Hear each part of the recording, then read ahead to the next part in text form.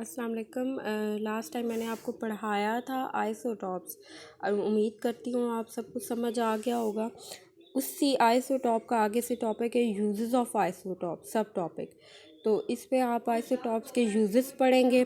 सबसे पहला जो इसका यूज़ है रेडियोथेरेपी। वैसे तो इसके आइसोटॉप्स के बहुत ज़्यादा यूज़ है, लेकिन आपकी बुक में 5 यूजेस लिखे हैं। उसमें से पहला है रेडियोथेरेपी।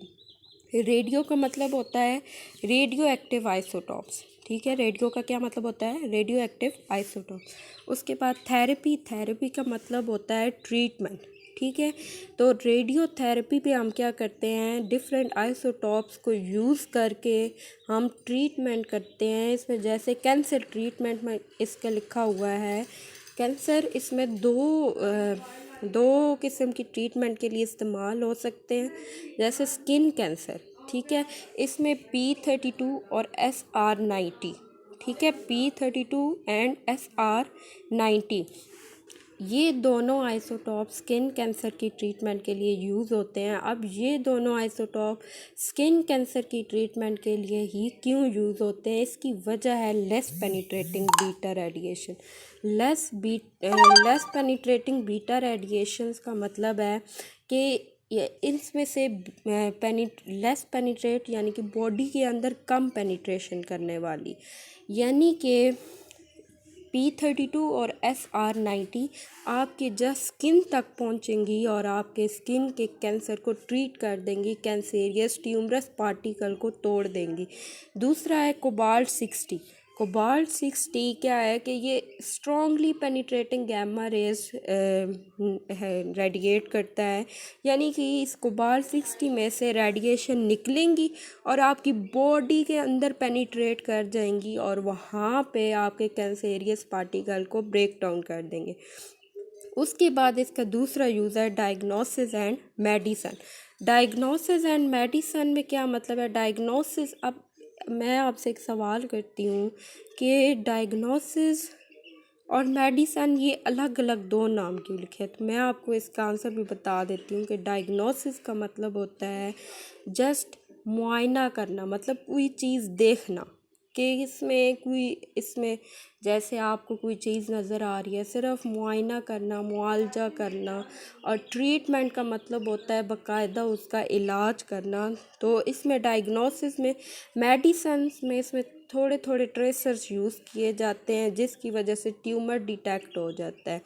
जैसे आपने देखा होगा कुछ मेडिसन्स या फिर कोई भी मालिश की जाती है तो वो सुपर हॉट एरिया हो जाता है। वो सुपर हॉट एरिया क्यों होता है?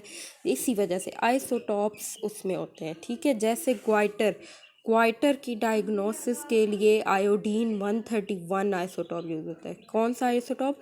आयोडीन 131 किसके लिए यूज़ होता है? क्वाइटर के लिए। ठीक है, दूसरा है टेक्नीशियम। टेक्नीशियम ये एक आइसोटॉप है जो कि बोन ग्रोथ के लिए यूज़ होता है। अब आप मुझे सारे मिल के बताएं कि क्वाइटर के लिए कौन सा आइसोटॉप यूज़ होता है? आयोडीन 131, और बोन ग्रोथ के लिए टेक्नीशियम। उसके बाद आगे है आर्चियोलॉजिकल एंड जियोलॉजिकल यूज़। आइसोटॉप आर्थोलॉजिकल और जियोलॉजिकल यूज़ के लिए भी यूज़ होते हैं। आर्चियो का मतलब होता है फॉसिल्स। ठीक है, आर्चियो का क्या मतलब होता है? फॉसिल्स। उसके बाद है जियोलॉजिकल। जियो मतलब क्या है? अर्थ, यानी कि अर्थ में जो पार्टिकल्स पाए जाते हैं। तो इसमें आइसोटॉप एक तो फॉसल रिकॉर्ड के लिए और अर्थ में जो ओल्ड ऑब्जेक्ट पाए जाते हैं उसके लिए यूज़ होता है। ठीक है, अब इसमें हम किस मेथड से हम यूज़ करते हैं? अब इसमें हम एज ऑफ फॉसल और ओल्ड ऑब्जेक्ट्स की एज डिटरमिन फाइंड करते हैं। किस प्रोसेस के थ्रू? कार्बन डेटिंग के थ्रू। ठीक है, किस प्रोसेस के थ्रू? कार्बन डेटिंग के थ्रू। अब कार्बन डेटिंग की डेफिनेशन बहुत ज़्यादा इंपॉर्टेंट है। पेपर पॉइंट ऑफ व्यू से 2 मार्क्स की आपके पेपर में ये डेफिनेशन आती है। तो कैसे? ऐसे ओल्ड ऑब्जेक्ट जिसमें कार्बन की अमाउंट पाई जाती है। ठीक है, ऐसे ओल्ड ऑब्जेक्ट जिसमें कार्बन की अमाउंट पाई जाती है तो उसमें हम C14 की रेडियो एक्टिविटी को मेजर करते हैं, यानी कि वो कितना C14 कितना रेडिएशंस निकाल चुका है और कितनी रेडिएशंस अभी इसने और निकालनी है। तो जितनी वो निकाल चुका होता है हम क्या करते हैं वो बता देते हैं कि इतना अरसा या इतने साल ये क्या है पुराना है। अच्छा, इसमें एक चीज़ मैं भूल गई थी कि व्हाट आर फॉसिल्स। फॉसिल्स क्या होते हैं? तो फॉसिल्स होते हैं कि जो dead remains of plants and animals के जो हज़ारों साल पहले प्लांट्स और एनिमल्स मर चुके थे उनका रिकॉर्ड निकालना, जैसे कोयला निकाला जाता है, पेट्रोलियम निकाला जाता है, ये सारे फॉसिल्स हैं। उसके बाद है फोर्थ पॉइंट इसका chemical reactivity and structure determination. Chemical reactivity और स्ट्रक्चर डिटर्मिनेशन यानी कि हम केमिकल रिएक्शंस में रेडियो एक्टिव आइसोटॉप या आइसोटॉप्स को हम यूज़ करते हैं और उसके थ्रू हम किसी चीज़ का स्ट्रक्चर भी फाइंड कर सकते हैं। अब इसमें क्या है, 2 पॉइंट्स मेन लिखे हुए हैं, to follow radio active elements and structure, यानी कि रेडियो एक्टिव एलिमेंट्स उसके अंदर मौजूद है तो उसको हमने मालूम करना है और दूसरा किसी का स्ट्रक्चर मालूम करना है। तो एग्जाम्पल के तौर पे जैसे C14 आइसोटॉप यूज़ होता है CO2 को मालूम करने के लिए, लेबल करने के लिए कि इस रिएक्शन में CO2 यूज़ हो रहा है या नहीं हो रहा, कितने CO2 इसमें यूज़ हो रहे हैं।